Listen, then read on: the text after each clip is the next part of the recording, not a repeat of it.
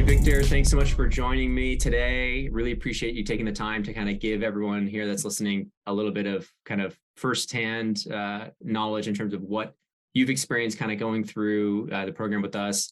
So I'd love for you just to talk a little bit first, just give the listeners a little bit about your background, kind of where you were when you started with us or before you started with us, and then we'll kind of jump into where you're at now. Well, thank you so much for having me. Absolutely, it's good to see you again, Patrick.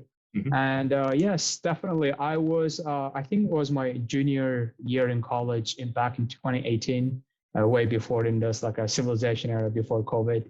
So everyone talked about that. Hey, have you heard of WSO? Because I was in one of those target schools that everyone either went to consulting or investment banking, slash, private equity. So. And I was basically knocking my head into the wall without knowing what's going on. Coming from a very non-traditional background and not having anyone actually guide you. And I don't think most colleges even have a good career center to help people. So that's where you came in. A friend of mine like, hey, why don't you just shoot this guy an email, see what he's going to say. The worst is going to say no. So I basically, shot you an email, and that's how it started. I was basically trying to find out a solid foot in what I want to do career-wise. And that's where you guys came, and it gave me a tremendous advantage.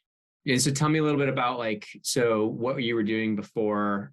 So you had graduated, right? And you were correct. You were actually in Utah. So tell them a little bit about the types of jobs you were doing there, and then we'll kind of get into the program itself. So when the world started locking down, I lost my jobs offer. I'm guessing that's kind of the familiar story for everyone.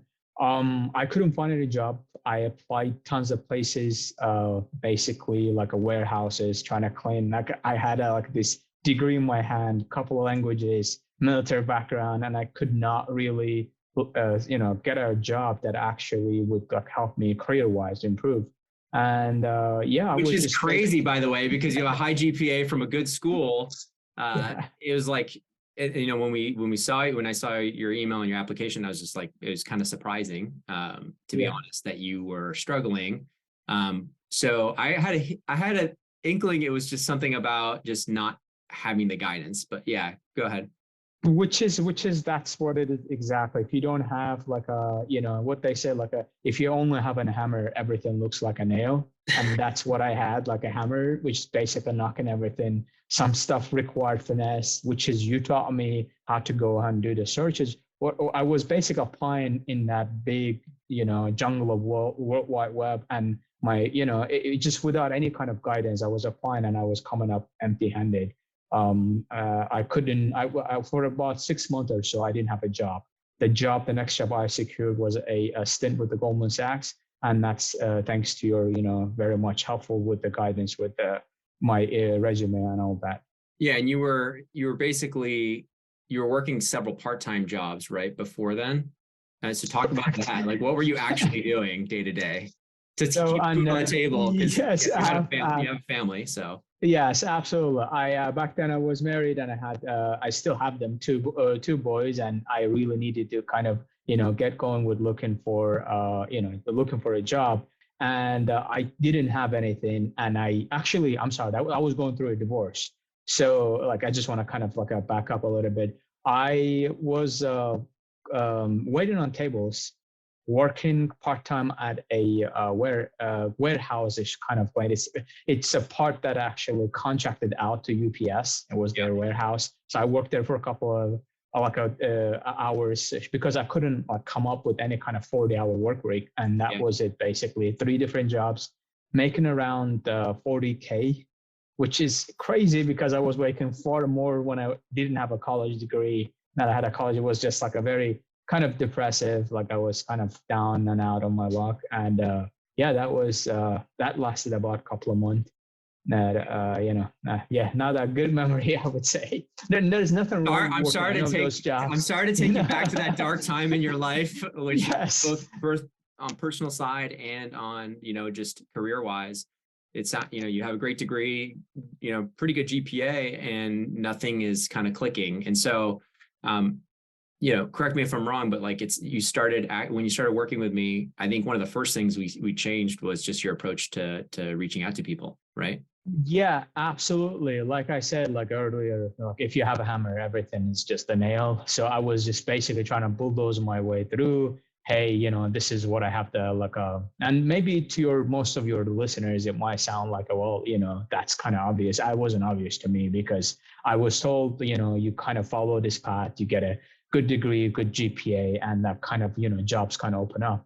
What they don't teach you is that like a networking side of it, making sure that your resume is up to date, and then how you actually set about an hour a day or so, you start calling people, reaching out without looking for a job. It's just you're basically looking to talk to them about their job, which yielded a lot of results. And then I had so many jobs I didn't know what to do with, and I just picked one. So yeah.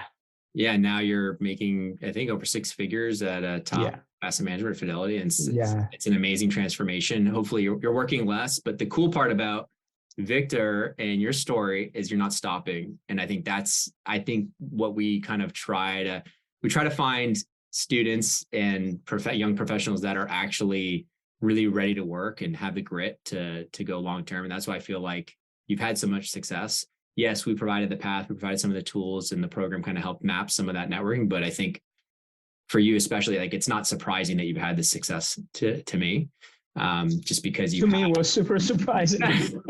Well, after you were down in the dumps for so long with that, with kind of you had a lot of bad luck, and I think that's what struck me about your application too, was you had offers, but they were, COVID hit, and so it wasn't really. It was, an exogenous shock, they call it. It wasn't really anything to do with your application or your ability. It was more just bad luck, bad timing. But that happens. And, we're kind of in that kind of economy right now.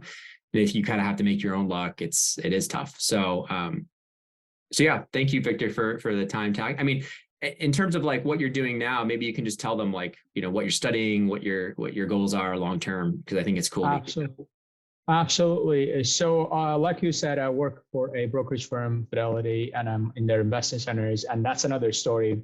Maybe you already kind of like your regular listeners, when I come on board, all that transition happened because, again, based on what you taught me, what your program taught me. So I was told that you can't move in out of this, because that first job I got was a regional center. And I just want to kind of quickly with that. Even getting this job, everyone told me that you need to be there at least 12 to 16 months. Well, within 4 months, I was out of it. And then just because based on what you taught me, the internal transition, you made the tough internal transition they said you couldn't make. Yeah, exactly. Yes, exactly. And that's based on, again, another benefit of your program, because, usually when you follow this guidelines, I would have still been there, still looking for this kind of transition.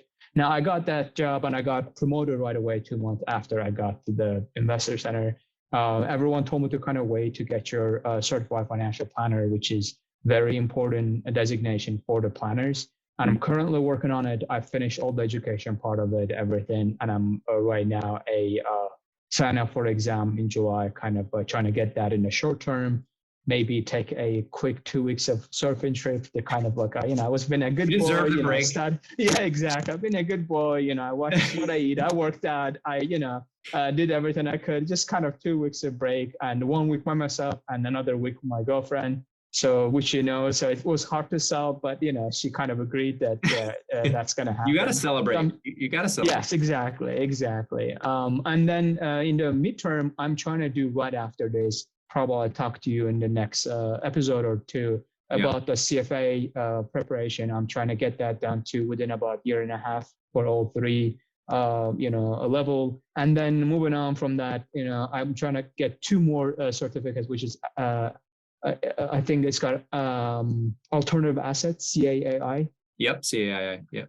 And then there's a program called investment management. There are only Wharton offers and Yale. So one of those two, I'm going to look into that. Those are kind of 2 to 3 years, and hopefully golf within a year or so, because if you're living in this area, a bunch of wealthy, people, and that's only the way you can build up your book. But yeah, I'm super excited, and I'm really super lucky to have met you, and I'm really super lucky that you actually, extended an offer which you didn't have to. So I really appreciate that. That also tells me what kind of man you are and what kind of company you run. So I'm really grateful. Awesome, Victor. Thanks so much for sharing your story with all the listeners. Oh, awesome. Thank you.